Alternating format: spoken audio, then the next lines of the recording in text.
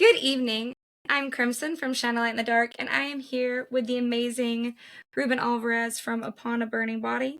And he's actually a local Texan, which is kind of cool. It's always nice to interview another Texan. And also, y'all have been around for a long time, even ever since like Warp Tour and everything. Like y'all have been going pretty strong for a while. I know that you had your newest album was in 2022, but then you had a single that was released in 2023, correct? So how's everything been going? Oh, it's been great. I mean, we are actually venturing out right now. Hold on, I'm gonna crank up again a little bit. We are actually venturing out to be independent. So we are fully independent. We've already kind of been like we don't have a manager, we don't have all the typical things, and then the last step was kind of doing away with the label and stuff. Not to say it's a bad thing. Like they definitely helped us our labels to build what we have now, but I think it was just time for us to venture on our own and see what we can do, and really make it something that can last a lifetime, because a lot of bands, when they're on label touring and all that stuff, it gets a lot of the money goes elsewhere. So it's really hard to make a living and survive and, make this stretch out for, 20 years. Yeah. I think I remembered seeing somewhere in like one of your previous interviews that it may have been on Warp Tour that your first label, like they had you wearing suits, right? Was that Oh yeah, that what was was rough. that process it like? was, it was, Oh, like coming up with the idea. Yeah, they had pitched it to us when we first got signed. It was before we had released anything, and they're like, "Would you guys be down to like wear suits on stage and kind of sell a vibe and have a whole unison?" And we're like, "Yeah, we're down for anything. We just want to play our music and get out there and do it." Like we're so stoked coming from San Antonio, a small little town in Texas. Or I mean, back then. Now it's obviously it's grown, but um, just little West Side kids growing up playing music and getting the opportunity to tour the world. And so we're down with anything. And we're like, yeah, let's throw these suits on. And it worked. I mean, a lot of the times it turned a lot of heads. People were like, who are these guys? They look like waiters or something.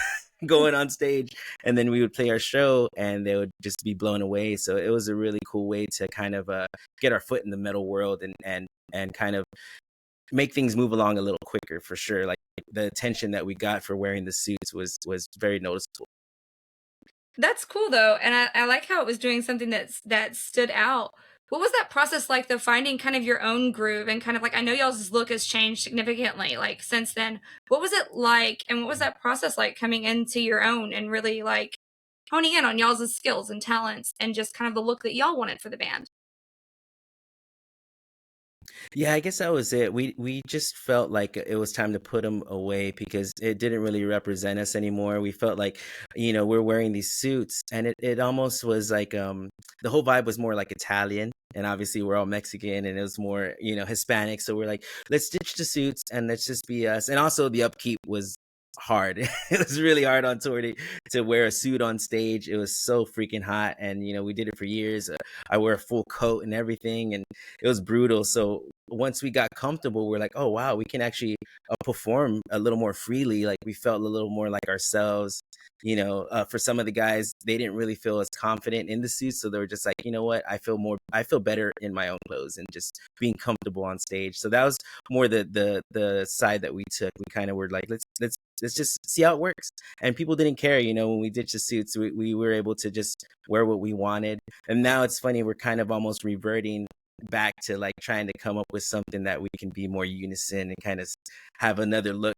So it's just cycles that the band goes through. It's so funny. I love that, and I love how you were talking about like culture and stuff because I know that that's one thing that you've really like in your music, that Hispanic culture, and then just even Texas, right? Like has always been a really big part of your music. 100%. And you have some lyrics that I loved. It said, "My mother made me, but these streets raised me," right? And so like I kind of wanted to deep dive into that. Like, what was that like, and what was kind of the influence for that for those lyrics? Yeah, I think a lot of what we had talked about on Barrio was, about us growing up in San Antonio and how it was rough for us. Like we came from a lower class, and it was our families worked real hard all the time, so we grew up on the streets, looking up to our brothers and cousins, and the streets were rough here. There's a lot of gangs, a lot of shootings and stuff. So it was a rough upbringing for us, but it taught us a lot, and it taught us a lot of humility, like going out on the road. And I think that's the biggest thing is we're just always so humble because we know where we came from, and we knew that we're just little back alley kids way back when, and to make it this far is already to all our families and friends is just amazing. So we're just grateful, so grateful for that. I think that that's absolutely beautiful, though, that you still like that humble heart and then even paying that respect to like, this is kind of where we came from and like seeing where we are now. I grew up in and out of foster care and in and off the streets and just in and out of like different like, youth corrections and stuff like that because of family situations. But so, like, those lyrics to me just really hit home about remembering, like, where you came from, and when you say that too, it also makes me see, like, where that grind is that kinda grind that y'all have, because I've always noticed that y'all have, like, this really strict, like, grind, like, you weren't afraid to just go out there and keep putting in the work, that kind of grind mentality that I don't think a lot of people have, or that I haven't seen as many bands with nowadays because they haven't had to have it that kinda grit, but, like, what was kind of that like, how do you feel like that prepared you for the world you're in today and even for where you're at right now?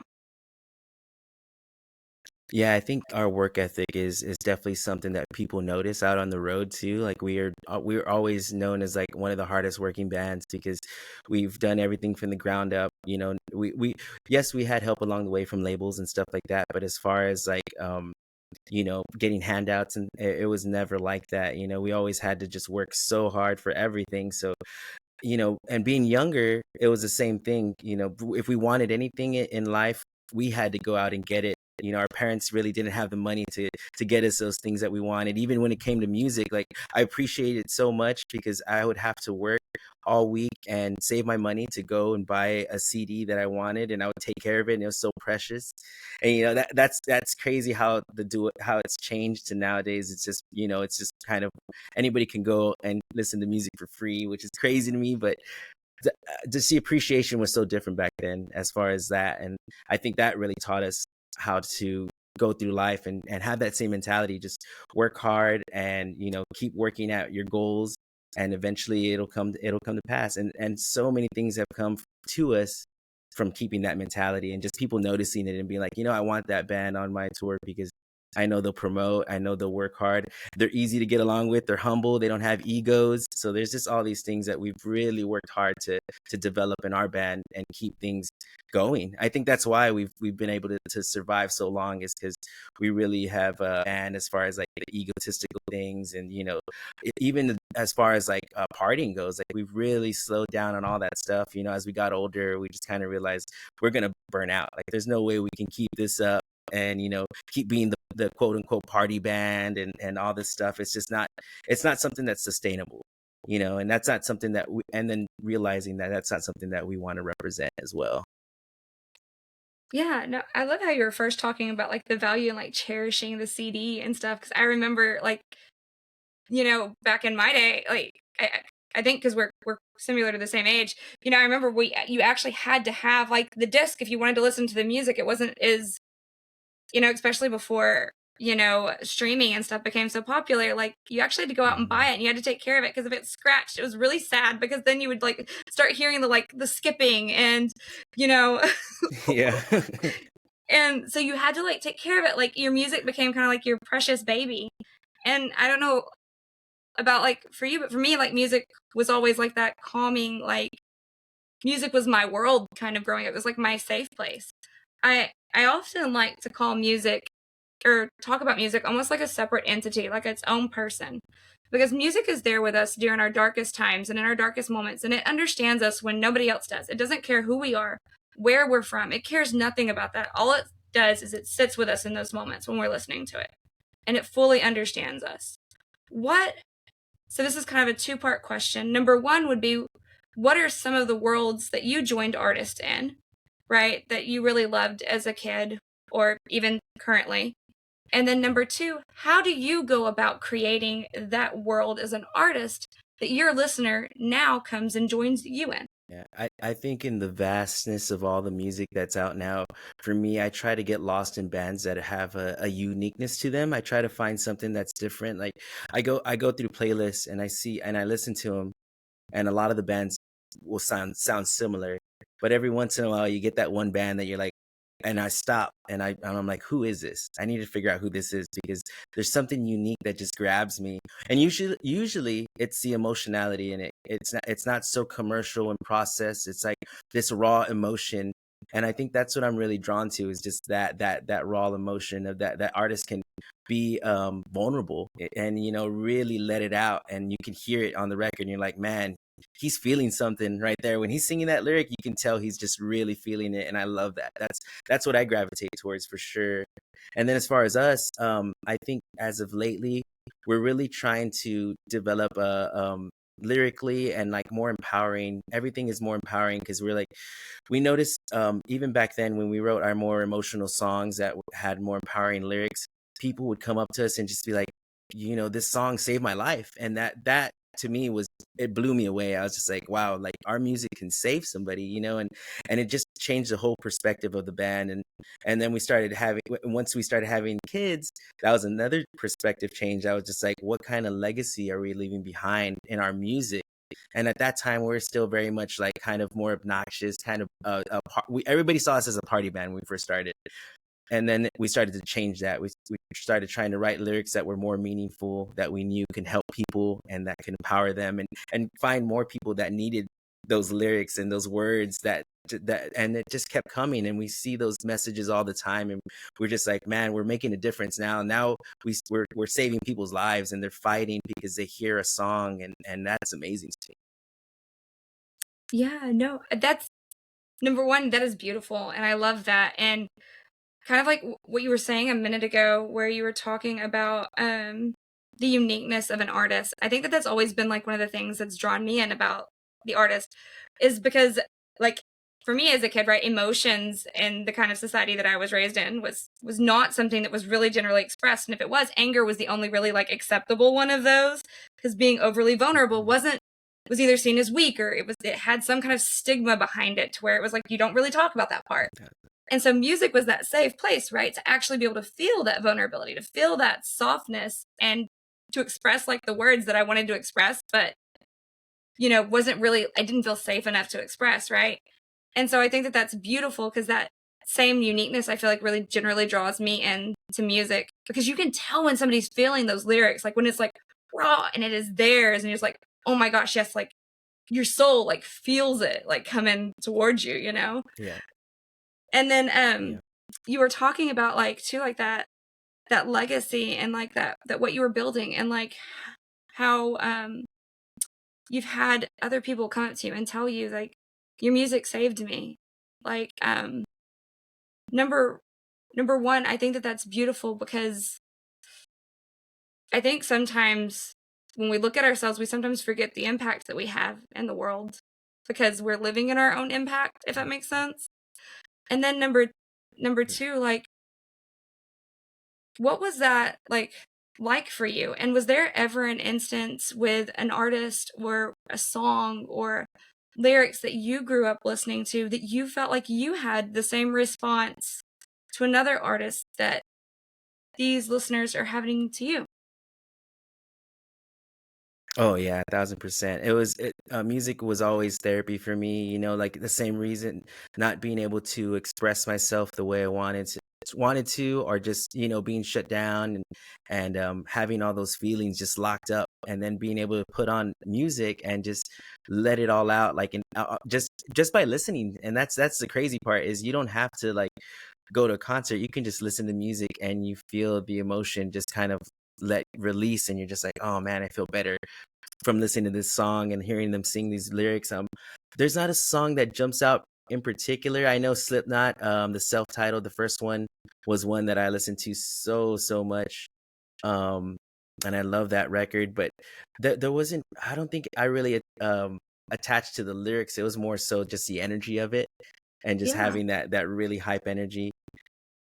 But yeah, I think for us at least, it's been a crazy journey, and realizing that you can have that impact was everything for us. Like it literally it switched our whole world, because we're like, whoa, like we're not just a party band. Like we're here making a huge impact, and I think we should definitely steer the ship in that direction. I told the guys, because to me that is where longevity lies. Like a party band goes and comes because it's more about the hype and like something that is relevant at that time.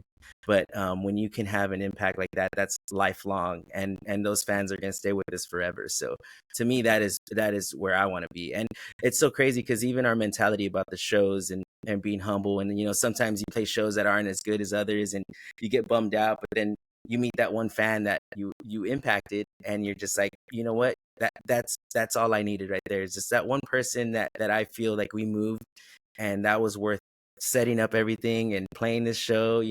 However many people are here, it doesn't matter, because we made that impact on that one person. And that to me is just, it's like you said, it's amazing, and we forget that we have that power to do that to people. I know that you were talking about like how at first y'all were kind of considered more of a party band, and I also heard you mention like you were like, oh well, we had kids and we started worrying about like that legacy that we were leaving behind. But what was really that switch that kind of like went off that was like, okay, I don't want to just be this party band. I'm starting to look at the other side. What was that kind of transition like, and what really prompted it? Was it just having children, or? um Yeah, I think that was the biggest thing. But when we got signed to Seek and Strike, we saw it as an opportunity. That was our second label right after Sumerian. We did 4 albums with Sumerian, and then on our fifth album, we went with Seek and Strike. And we saw that as an opportunity to kind of change the whole direction and go for a more mature sound, as well as more mature lyrics, and stop, kind of, even Danny took it as far as saying like, let's try not to cuss. Like we put a lot of like F bombs and all this stuff, but let's just try to write a song that's meaningful and powerful without cussing, and let's see if we can do it. And we wrote pretty much that whole album with no cuss words. I think maybe there was one or two, which is crazy for a metal band. It's like every other word is a bad word. So it's things like that we just started to think about, and we're like, okay, let's see how else we can challenge ourselves and create music that everybody loves, and that can still impact people. And I guess that's the fun part, is thinking about situations that we've been in, that other people can relate to and can take from, and get empowered by that. Yeah, no, and I think that that's beautiful how like I heard you say, like, even if there was one fan that we touched, like, it was worth it. And kind of like, I remember when I first wanted to be a trauma counselor, that was like what I always said. It was like, if my pain just makes just one person, it helps one person, it was all worth it. And so I almost hear like that kind of like those kind of Phoenix moments, right? Like, okay, like sometimes life isn't always exactly what I want it to be, but I can use this. And like, as long as I'm still doing like my part, right? And I guess my next question would be like, what? So I work with like a lot of like young youth, right? That are at risk, and a lot of them watch, and I always like to ask, what would be some advice that you would have for some at risk youth and younger individuals and adolescents that are trying to stand in their truth and trying to become the person that they are, and kind of like what you were saying, like kind of reinvent yourself. What advice would you have for them? The biggest I would say is that your feelings are valid, and don't ever take that for granted, and hide them and keep them in, because it's so harmful to yourself. And I feel like it just creates a huge roller coaster of stress. So I would say, if you feel something, express it, and if somebody doesn't take it well, then it's not on you, it's on them. And that's something I try to teach my daughter, because she's 8, so she's growing up, and she's going through all these phases in school, and it's fun to kind of try to help her through that, because it's something that I didn't have growing up, coming from um a family that just was always working, and we never talked about feelings. So I tried to do that as much as possible with my daughter, and just try to teach her about how to handle that, and handle different situations. But I would say, yes, your feelings are valid, always valid, no matter what. Even if somebody tells you, they don't care, they're valid, and you need to live in them and let that be your truth. I I love that because like it's true. Like we don't. I think that so many times we don't even realize that we disvalidate ourselves like all the time. Like even like when we say Yeah. like, oh well, somebody else had it worse, right? Like we don't even understand that our heart gets so mad when we say things like that because our heart's like, Mhm. excuse me, like Yeah. you don't remember how hard that was on us. Like yes, somebody may Yeah. have it worse, but you're still invalid. Like it still invalidates the part that like hurt us, right? And so I love that you were saying that and to realize that even sometimes if we are wrong, because we always try to have to be like, oh, well, am I right or am I wrong with this? But if I felt it, it was still a valid emotion that I was feeling, whether, you know, and that's how I was feeling, and that's okay. Um, so I love that. The crazy part, yeah, the crazy part to me is usually when you tell somebody how you're feeling, the response is always kind of surprising. Like you think people are doing things maliciously, and then you realize that they didn't even realize what they were doing until you tell them, and you're like, "This really made me feel this way," and they're like, "I had no idea." If they're your true friend and they really care about you, then they would say I'm sorry and apologize. But and that's another way to tell who are your true friends when you tell them your feelings and how they respond to that, and in honesty and hopefully in love, and that's the best way to do it. And like you said, that's so important. It does let you know, like, who's giving you that equal energy, right? Because a lot of times people, we're all so Mhm. wrapped up in our own lives. A lot of times we don't mean to like intentionally hurt somebody's feelings, right? And especially those that really love us. But it's when the person's not Exactly. really, when they take your how you're feeling and really try to like almost invalidate you, that becomes important to kind of like start to watch that, right? Yeah, Um, exactly. Take note. Yeah. what would you say is one thing that you've learned in your life now that you wish you had have known sooner? One thing that I've learned now, um, I would say don't take things personally. That's the biggest thing for me, because I take so many things personally, and I think it's something that I did, or it's something that is something about me. But a lot of times it's not, and that we have a tendency to do that. We take everything personally, actually, everything personally. So that I read a book called The Four Agreements, and that has been a really life changing thing. And that's one of the main points is that's the main one that stuck with me is just says try not to take things personally. If somebody says something or does something, you just have to get to the bottom of it and ask, and just live in your truth. Just ask questions, and most that's the thing. Everybody just holds things in, and I think that's another thing is to just speak your truth as much as possible, and let people know. And you don't have to be rude about it. You don't have to be, you know, angry. You just try to be as calm as possible and just speak your truth, and that always turns out better than holding it in and feeling like somebody has something out to get you, and it's just all these all these thoughts that can just take over. That's been the biggest lesson to me, is just trying to not take things personally. And that's so important too because I think like I totally agree with you. I've been work I've been working on that for like a lifetime, and sometimes it's still hard even when I remind myself not to take things personally, because I Yeah, think that that's kind of just the way our brain's wired to work is that we think that it's something because we can only change ourselves, right? So the problem has to be us yeah, because it's really the only part we have like any control over. And but I know like for me in my healing journey, one of the things that did help me the most was to realize that a lot of times it is a projection of how they're internally feeling. It sometimes doesn't have anything to do with me at times. And like you said, if you just talk about it and get to the bottom of it, a lot of times by asking or by saying like, hey, this made me feel this way, the other person realizes like, oh, hey, that wasn't my intention. Like, and then I yeah. heard you mention like living in your truth and like living in that kind of honesty. What would be some advice that you would have for somebody to help them start living in that truth and to really like when it's hard and when people are confronting your truth and kind of like because it's funny because when you have no boundaries, right? Like and people are used to walking all over you. All of a sudden when you create healthy boundaries, you're a villain. Like you're the bad guy when that when this no boundary person's villain era is really just all of a sudden they have healthy boundaries, you know? And so, like, what would be your advice for That them to, like, help them with that?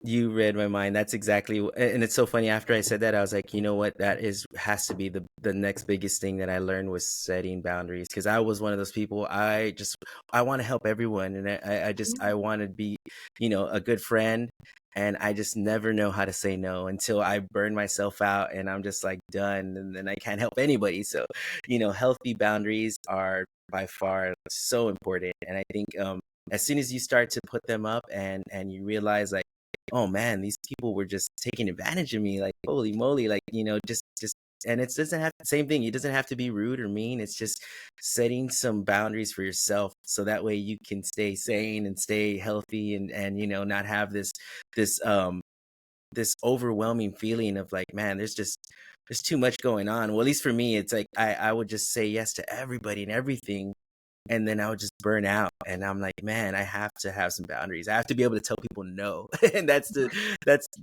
was such a hard thing for me. It was such a like daunting thing. And then I started doing it, and I started to really set boundaries on people that I felt were like, okay, taking advantage of me and trying to do things and trying to kind of do sketchy things. And man, it just changed my whole life. I was like, wow, like I feel so much better. I feel like a weight has lifted, and that's all I had to do. It was because of my wife. My wife, when we got together, she was just like, you just let people run all over you. And it was something that I got from my dad. Was the same way. Like, he would get taken advantage of all the time, and I felt so bad like seeing him like work so hard and then not get paid, or like somebody would just run off with something, and just like, man. And the same thing was happening to me. And then when she came into my life, she's like, let's start to figure this out and figure out how, what boundaries we need to set for people so we can have a happy, healthy relationship. So I have to ask you this because, like, when you were talking about boundaries and like and setting them with other people, did you have to set them with yourself too? Because like I know for me, like I even had to set boundaries with telling myself no, like no, you cannot help, you cannot do this, like because I want to help everybody, and so I would like sometimes it would be the other people making me overextend myself, but I would also like overextend myself, and so I'd have to set boundaries with me. Did you have to? Was that ever? Yes, 1,000%. Even knowing like, okay, I can probably help this person, but do I have the resources and the energy and everything else that goes along with that, opposed to just thinking about being helpful, like what is the cost of that, and having to weigh the options and be like, okay, I can do this, and it won't affect me as much as doing this other thing that that is you kind of have to pick and choose. Yes, you have to pick and choose your battles for sure. Well, and you were talking about like learning about like who your real friends and stuff were are. Um, and it and while we're talking about this, one of the things I think that really helped me was you begin to realize that some people in your life are bills and some people are investments. And if you spend too much of your energy on bills, then you have none to give to the people who are actually the investments in your life. Because if I spend 80% of my energy on those bills, I only have 20% to give to the people that really matter to me. And so I'm actually shorting them too, and not even actually adequately able to help the ones that I really want to, because I've extended myself so far out where I didn't need to be, you know? So I think that that's really kind of cool that you realize that, and that your wife helped you set those boundaries and helped you realize like where that was. Like, what was the hardest part for you for making those boundaries for yourself and actually sticking to them? It was the first initial like confrontation that I'm so unconfrontational, so that was hard for me to start to speak my truth and just be like, hey, like I don't like the way this is going, or I do not appreciate this, and just and it's never about being rude. It's just about being honest, and but after the first couple of times, I was like, oh man, all the responses were not what I expected. I thought, I was gonna have some blowback. People were gonna be like, "No, f you," and whatever. I helped you, and just start doing that. And everyone that I set a boundary with was responsive, and just respected that boundary. And I was like, oh wow, this is awesome. Like I didn't have to argue with anybody, and it was great. It was awesome. It really opened my eyes, and I was really stoked when that started to happen. I couldn't believe it. No, that's awesome because I love how you mentioned that at first it was hard, but like the people in your life were very receptive to that and even like respecting those boundaries for you. And just how important, what has that been like with your career? Like, because I know that when y'all are on tour and traveling a lot, like your sleep's minimal. There's so many things going on everywhere. What does boundaries look like versus daily life versus like when you're on tour and the madness and the chaos is happening?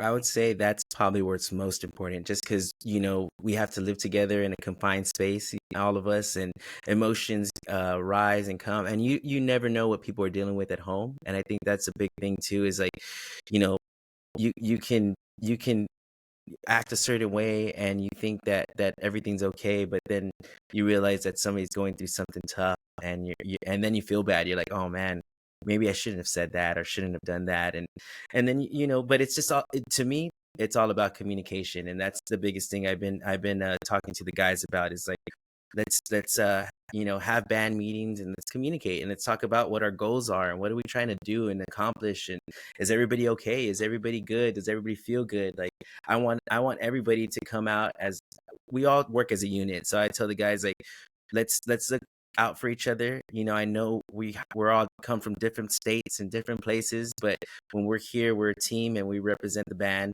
and let's work together, and let's talk about everything. And I think we're one of the only bands that does that, because when our crew comes with us, they're just like, you guys are too easy to work with. Like, there's no egos or anything like that, and we just want everybody to be happy and we want everything to be smooth. So we really try really hard to do that. And we'll do little things too, like, I don't know, just go out and have a fun day, and just, we pay for everything, and everybody just kind of has a blast and blow off some steam.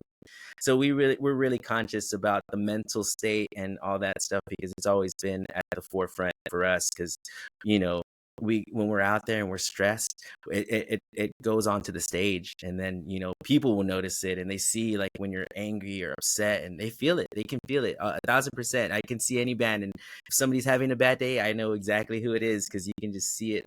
You can't hide it. Yeah. So, we really try to push that to the forefront.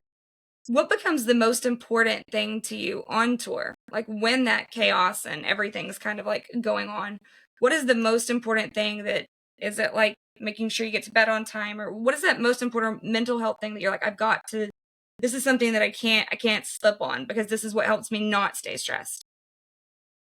Yeah, I would say rest is the biggest thing, just because it's so far and few in between. Like, we're riding around. We play a show, we get in the van, we go, and then we play the next. And it's just constant.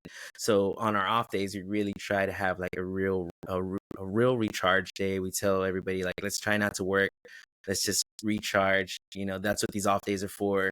Let's go do something relaxing and hang out. And then well, hopefully, usually what we try to do is we'll rent an Airbnb or somewhere where we can cook, and we'll cook like a huge meal. And we just try to do different things. We try to keep everybody's mental state at the best as possible, and communicate. And hey, like, that's a cool thing, is our crew that we have now and the people that we bring out are so open to that.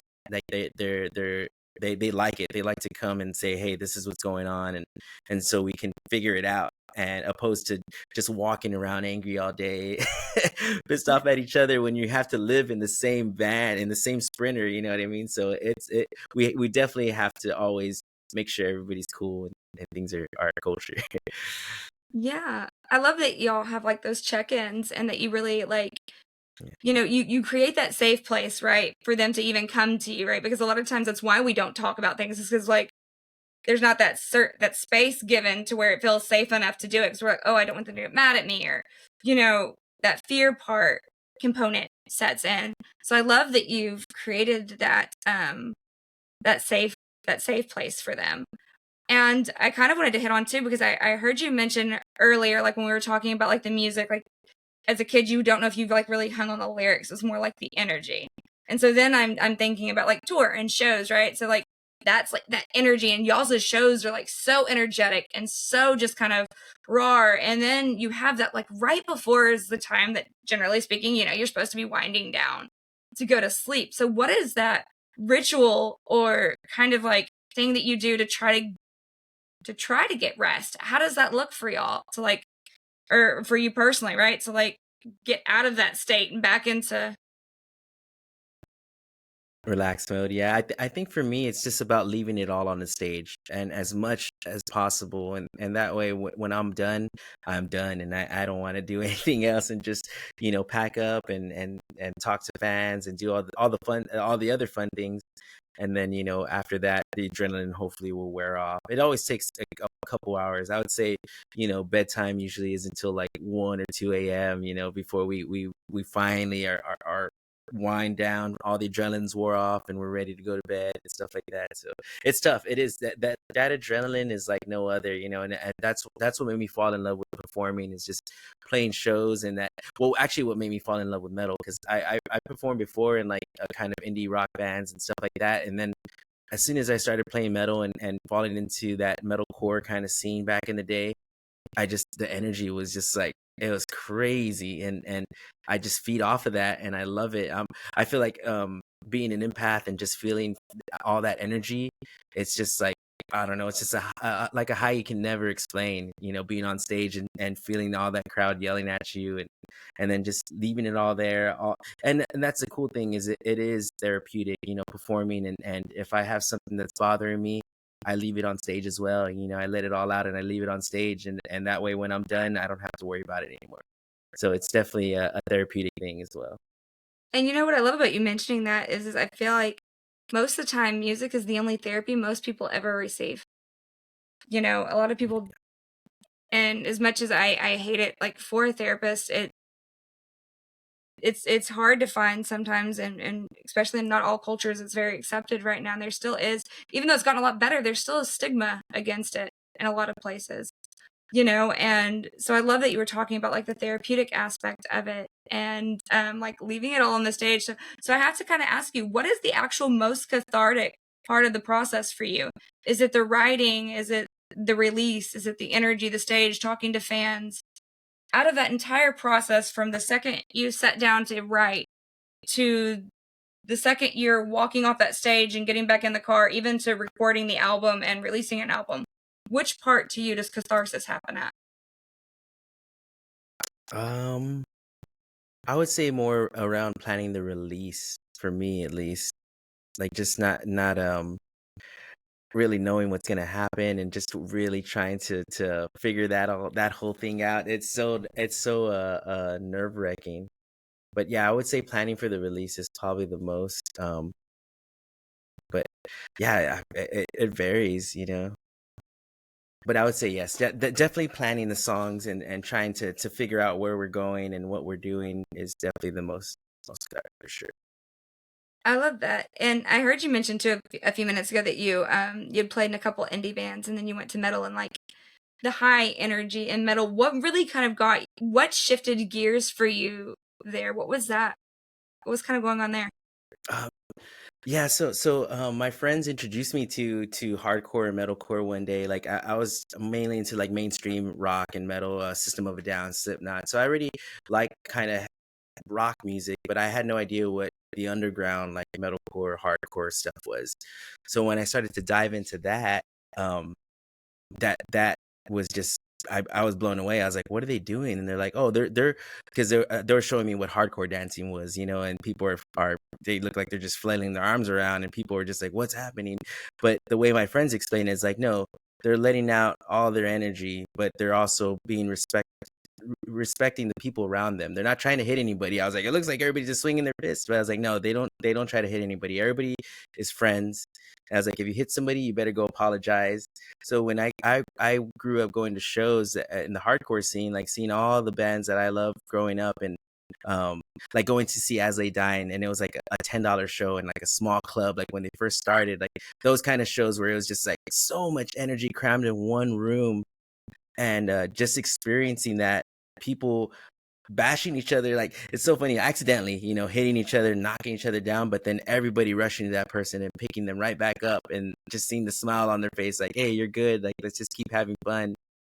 And then also the camaraderie, I think, that comes with the underground scene is different from the mainstream.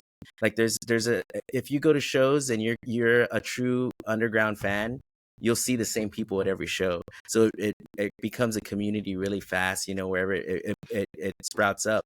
And here in San Antonio, I would go to shows and I would see the same people every time, and we were all friends and hung out, and it was really like a community based thing.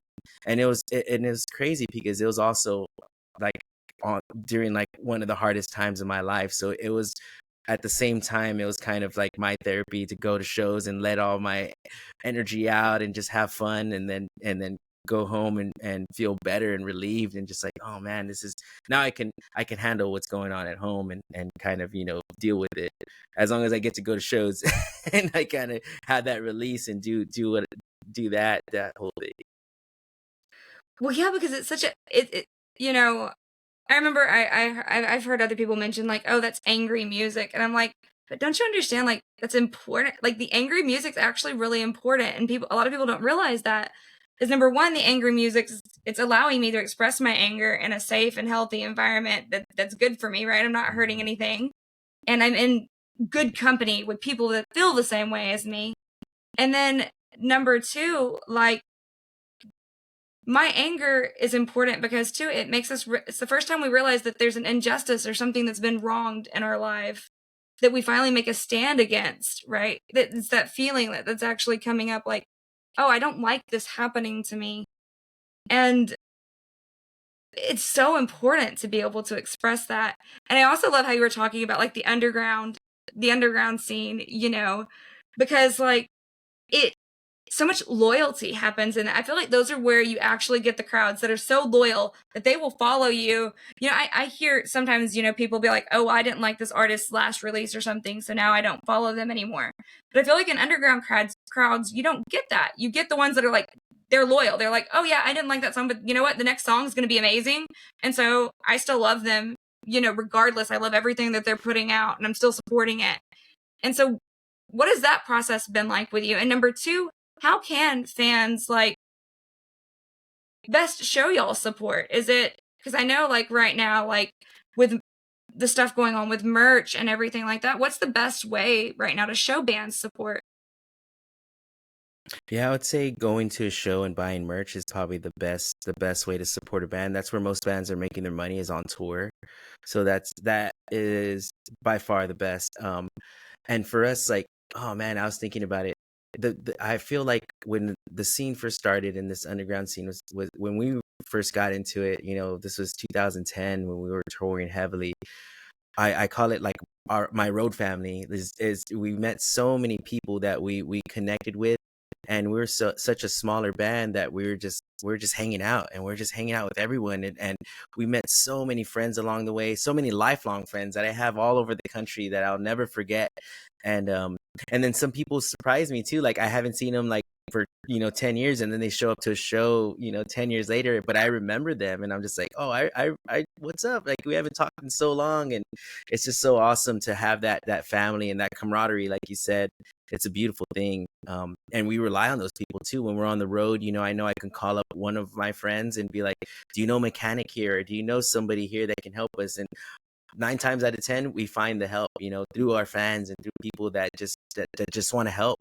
But I think the biggest way would be, yeah, going to a show and supporting the band is definitely obviously one. But um just sharing things that the bands you love do, and it doesn't take much but pressing a button, and just sharing it with a couple of other friends, like helping them grow, because that is the best way. Is I remember doing the same thing with bands when I was younger. Is I would get so stoked when I found a band that my friends didn't know about, and I'd be like, check this out, like you guys are gonna be blown away, you got to hear this. And I would show it to all my friends, and then they would start listening to it, and they would show it to their friends, and it was all word of mouth. There wasn't really as much social media, so much focus on social media and trying to spread. Everything was done by word of mouth, so it was a different time. But I say that is still one of the best things you can do, is just show your favorite bands to your friends and kind of create a metal community in your own area will thrive, and that way we can go to your city.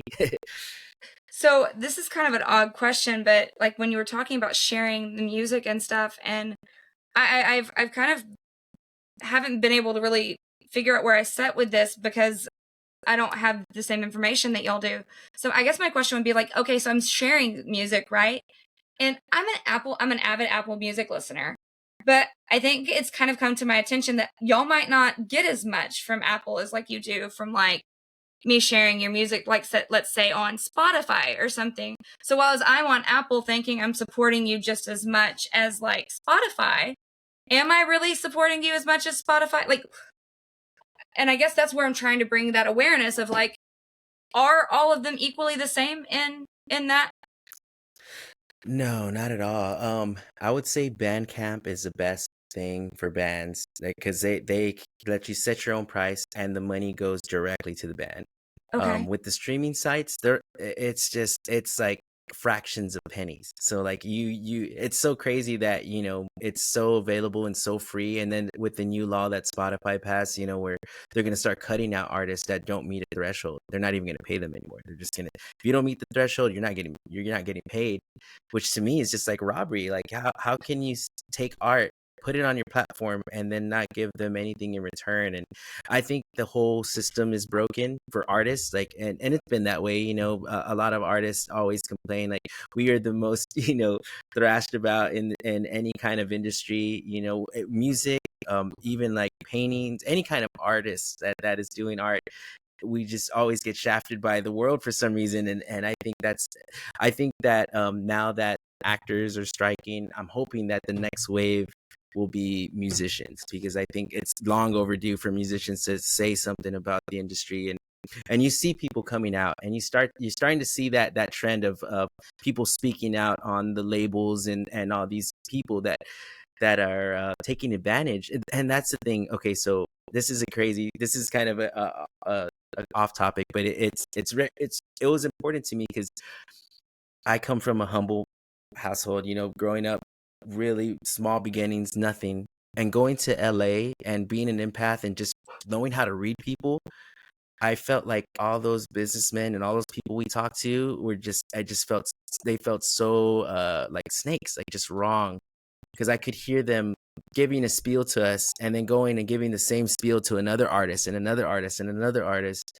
And then I would find out that, they would have meetings together, like managers have meetings together, and then they do favors for each other with bands, and they're kind of passing their bands around, and they're doing these dinners that no artists are invited to. It's just the managers living in big houses. They have 5 or 6 bands that are drowning, that could barely survive.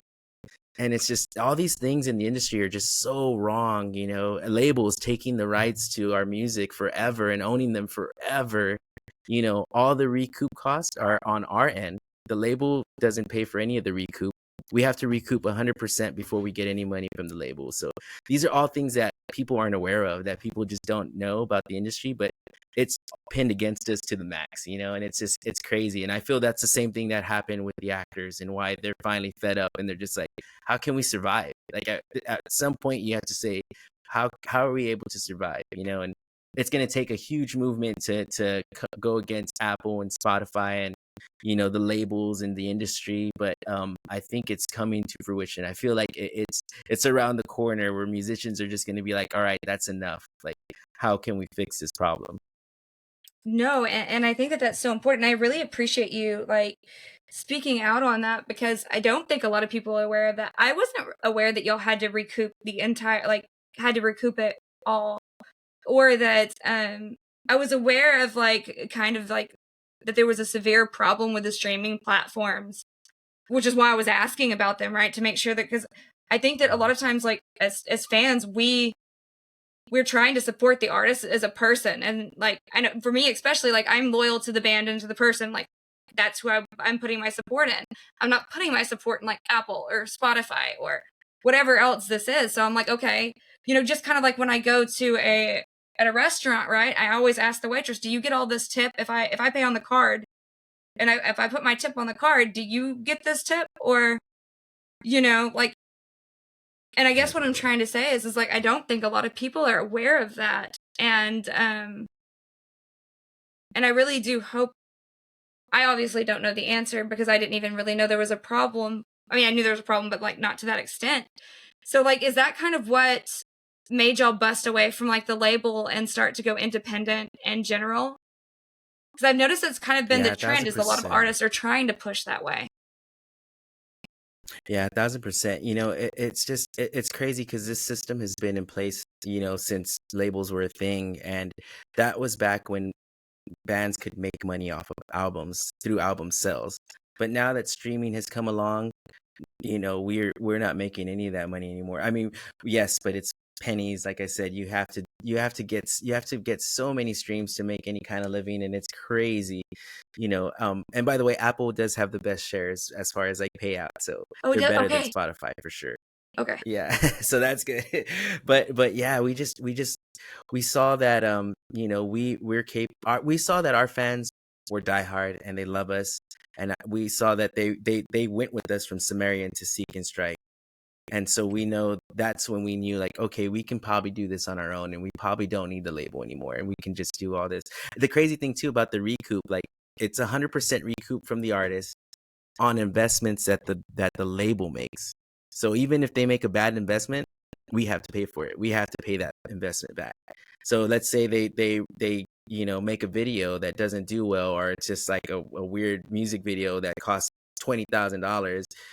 We have to pay that back, regardless of how it did and regardless of how it went. And so that's the crazy part to me is like, you know, sometimes we don't even get a say in the investments that are going on, and they just hit us with the bill.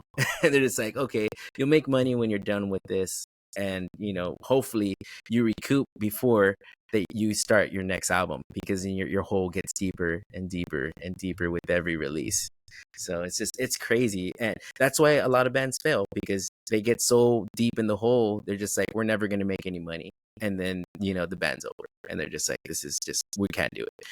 You know, so you have to be really smart, and we went through the ringer with that. We went through a couple of different managers, and that's why we're managerless, because manager fees are crazy. They're 15% of everything you make, and I don't think anybody should make that much.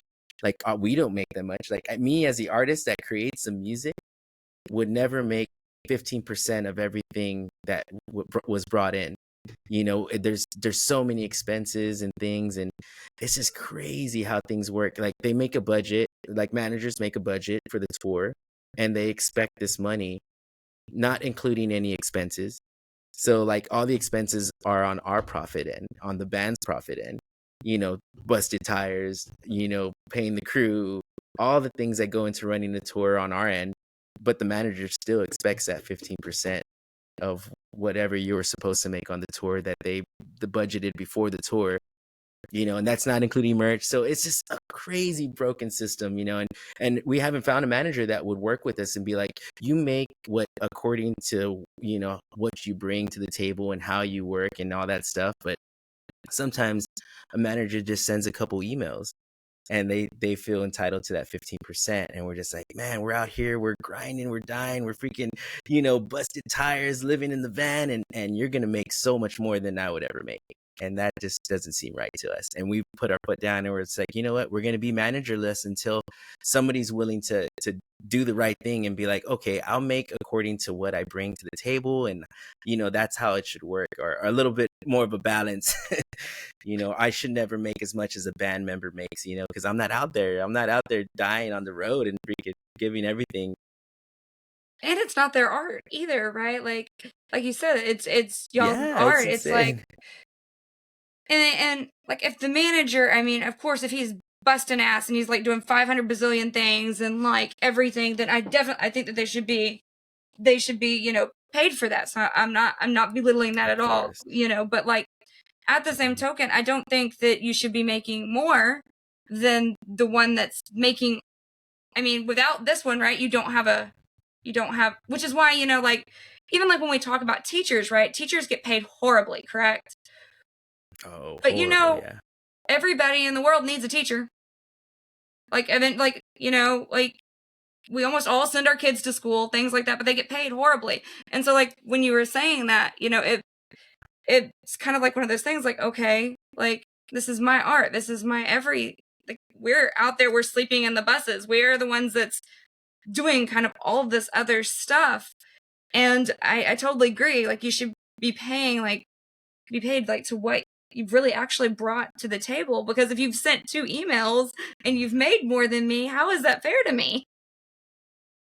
You know? Yeah, yeah, and that was just such a wake up call. We're just like, there's no way this is gonna work, and we tried to get different managers, and it was just the same thing, and we're just like, no, we can't.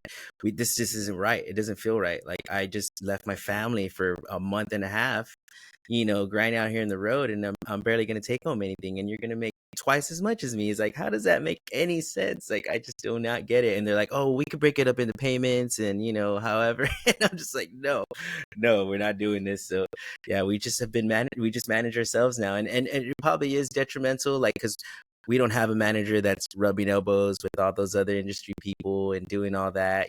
So it kind of feels like it can be detrimental to us, but luckily it's crazy because all the opportunities that we've been getting is through our friends in other bands, and we just talk to them, and we're just like, hey, we would love to tour with you guys, keep us in mind. And some of the biggest tours we've gotten is just like that, just talking to our friends and just be like, take us on tour. And then sure enough, we go on the road with them. So, we keep our booking agent because obviously contracts and stuff like that is not something that we even want to divulge in. So, our booking agent is essential for us right now. We don't want to get screwed, over and all this stuff. So we keep a booking agent no matter what. But other than that, it's just us and our booking agent. No, and like when you're talking about a manager too, like you mentioned that you don't have anybody rubbing elbows with anybody, but at the same token, I think that that's why your work ethic, like why you are able to call friends and bands, right? That because your work ethic for this long, like, is spoken for itself. Like, who y'all are have spoken for yourself without having to have that speak for you, because y'all made your presence so strong, and y'all been going strong for a long time, which is really awesome. And I think that that's really cool for y'all. And I'm so excited to see what's kind of coming up for y'all. Like, what's that upcoming piece that y'all have going on? Yeah, so right now we just dropped a new track. It's called Kill Shot. It was for Halloween, and it was like all zombies, and it was very much like a video game kind of song. So and we're just doing that. We're kind of riding the wave right now. We're just releasing music when we want, and that's the coolest thing is we got the video that day. And if we were on a label, there's no way they would have been like, okay, you could drop it today. But we don't have anybody to tell us what to do. So we literally got the video and posted it instantly. And we're like, let's drop it right now. Let's get it out. The song's not even out yet. So we put the video out first, and then the song's gonna come out in a week. And everybody was kind of like, what are y'all doing? Like, why would you do that? But we're like, you know what? We're just trying something new because we don't have any rules right now. So why not? Why not? We put a lot of effort into this music video. So let's make people watch it. And this is the only way you're gonna hear that song is if you go and listen to that music video. So it's cool. I feel like we're kind of learning, and we're just trying new things, and that's the fun part is seeing what works for us. And sometimes, a lot of the times, artists don't realize, but they know better. They know better than the labels, and they know better than their managers because we're out there and we're doing it and we're talking to people and we're in it. So, a lot of the times we get so easily brushed off by everybody because they're part of a different club. But I think yeah, so for now we're just dropping music as we see fit. We want to eventually put out some EPs and stuff like that, but we're just going kind of song by song. We're lucky enough to have a studio here. We work with our producer Chris Mora, and it's easy just to go to his house and go lay down a song. We can go literally, we just have to make sure he has time. Hey, we're gonna go and record a song, and he's like, all right, cool, come on through. And it's not a big deal to go and track at his house. So it's been really awesome. Like the whole process now, it's just a matter of learning and trying to figure out what other key elements we need on our team. Like I do think we're gonna have to eventually get some people on for marketing and stuff like that, just little things. But right now it's just all DIY. We're just like, let's just see what our fans do by themselves. Just put it out there. They've always supported us. I don't see why it would be any different. Yeah. I love how you were talking though about, like, not, you know, I don't want to say that all rules are meant to be broken, because that could be taken the wrong way. But but a lot of times when there's not a purpose for the rule other than to keep somebody else in charge over you, right? I think it's really cool that you're starting to be able to break those rules to find and create your own secret sauce, like your own, because what works for somebody else might not work for me. But like, what's cool is like you can take all these different pieces, and and you've been doing this long enough, right, to where you have all these different pieces to really start creating together like your own like secret sauce that makes you all just like awesome. What would you say is that one piece that you feel like that you've learned that you're just like, oh, and that maybe like you would even like advice for other bands that are just starting out? I would say knowing your demographic is a big one, like trying to figure out who you're playing for and what type of people, are gravitating to your music, and kind of figuring out how to dive more into that. Like I know we have a huge community of people that just love to work out to our music. So that's like a whole nother thing that we can market to, and like a whole group of people that is just like, okay, we can do like workout shirts or like, just different things that you have to think about. I know we have a huge military following too. Like that's another big one for us. We always have soldiers at our shows, and they're just like talking about, how we help them through deployment and all this stuff. And so I think it's about finding those avenues of like groups of people and like people that listen to you, and diving more into them, and like, kind of giving them something personally, like, oh, this is for you. This is for the military crowd. This is for the workout crowd, and like what the different types of people that you have in your audience, because we have all walks of life. Like it's so crazy. Over all the years of touring, we've met scientists and teachers and just every kind of walk of life that like metal, and it's so awesome.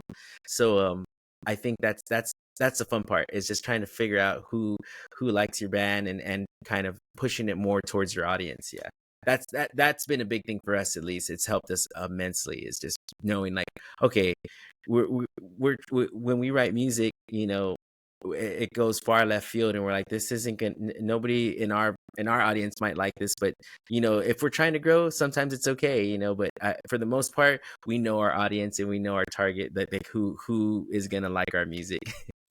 Yeah, and that kind of goes back to like that first question that I asked, right, about like building like your world for your listeners, right? Is like by knowing that world, I feel like it makes your listeners feel even more seen, heard, and understood, because like you are seeing that aspect of them, like, oh, this is who we are, and you're like, oh, I see that, and then you're really like kind of working with that, and even giving that recognition, which I feel like gives more of that, like that feeling of like loyalty, right, and that feeling of like following. um and you were talking a little bit about like, so I kind of wanted to like loop around kind of to one of my first questions, because I know that I want to honor your time.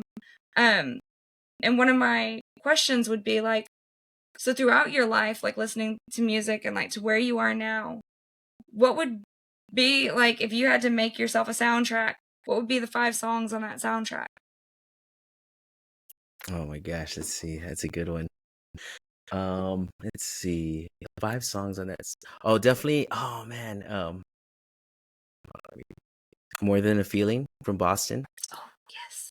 Right? That's Yes, yes. Boston is one of the bands that I took it like takes me to a different place. It's crazy. Like I love Boston. It's crazy because their music is positive, and my outlook on life has always been a very positive one. Like I've always been grateful, and just like I always try to be that positive light in any group that I'm in, because I've always looked at the world as like, man, I'm just grateful, and I'm always grateful. I've always been grateful of just to be alive and just to be experiencing it, and I've always had that mindset. So Boston has been a band that I've always linked to. So I would say More Than a Feeling. Um, Dang, I'm so bad with song titles. That's and then the opposite as well. People Equal Shit from Slipknot. So that's Okay. like the complete opposite of, of Boston, but equally as important in my life to get out the anger. I would say, let me think of another one. Iron Maiden for sure. I love Iron Maiden, and I would say they had a huge impact in my life. as well. Just from through memories actually, and playing those songs, and at the time that I learned about Iron Maiden and stuff like that. So I would say for them it was the Flight of Icarus was a great song for me that I would listen to constantly. Let me think of another two, because there's a lot, man. I'm trying to think. That's a tough one.